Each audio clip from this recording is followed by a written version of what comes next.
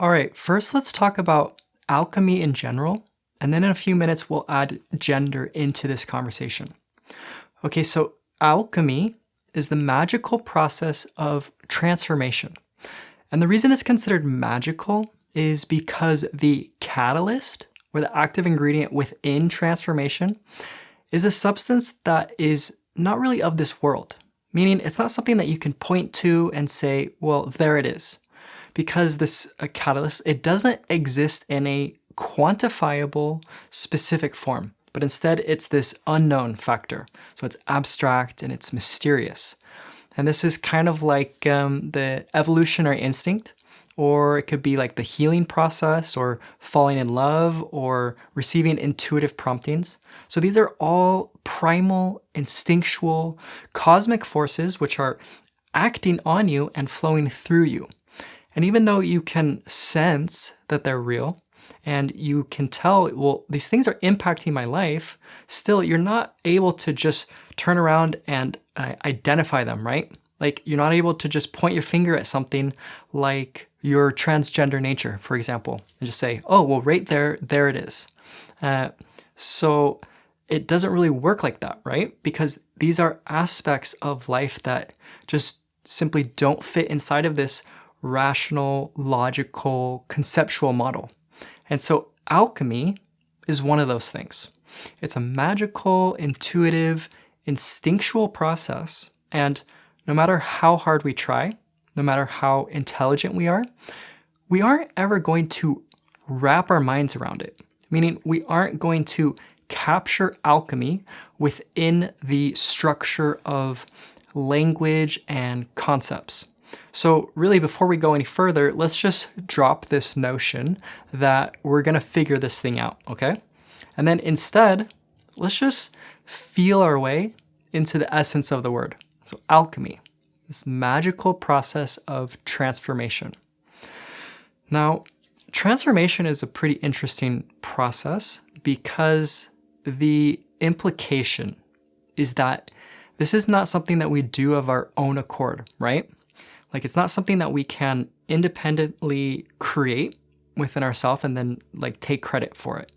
And you'll notice that when you listen to people who have been through genuine transformation, they aren't really saying things like, oh yeah, look at me, I did all that.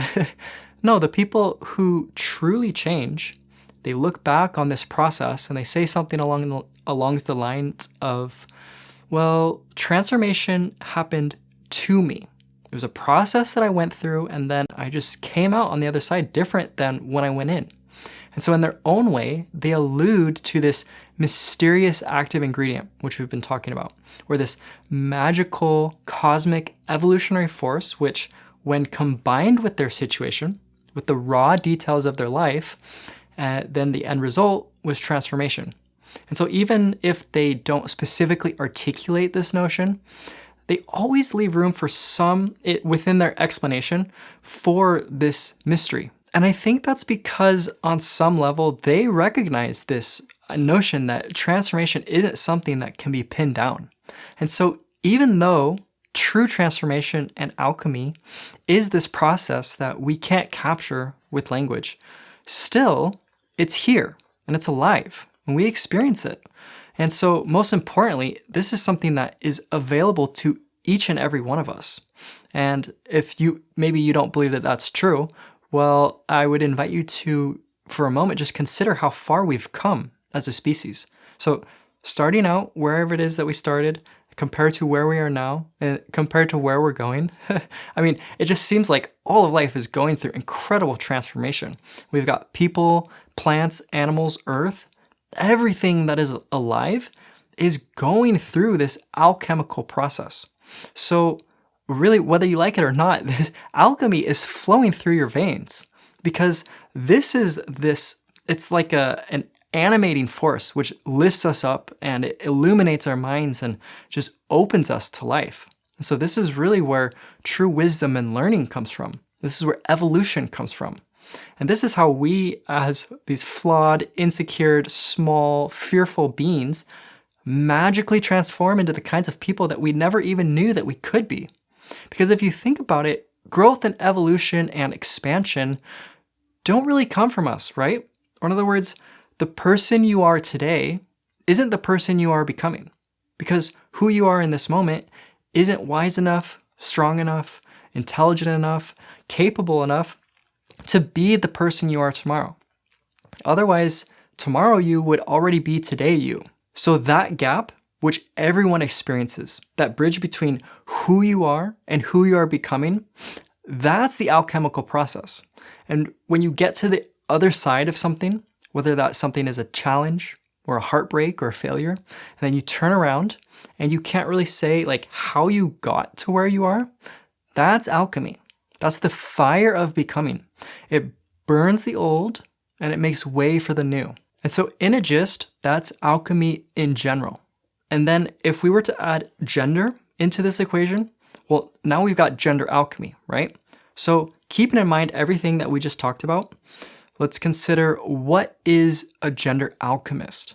Well, this would be a person who uses their gender exploration or their transition as a means for transformation or as a vehicle for evolution, because they recognize that a gender exploration at its core is an opportunity to evolve into something more truthful, more expansive, more authentic. And they also recognize that alchemy is the key to getting from here to there, from where they are now to the person they are becoming. So when it comes to a gender exploration, alchemy is going to be your best friend, because the magical component of alchemy is the catalyst which is going to get you to the other side of transformation, which means that the person you are becoming, you're walking into, that person that you dream of, they're waiting for you on the other side of alchemy. And all you have to do as a gender explorer is walk across that bridge. But like I said, just knowing alchemy with the mind as a concept, that's not enough. It's not even close. So what you're gonna need is some tangible, actionable practices that you can then apply to your gender exploration. So that's exactly why I created this Gender Alchemy 101 series. So this video that we're watching right now, this is the introduction. And now I've got a simple 3-step process that I want you to follow.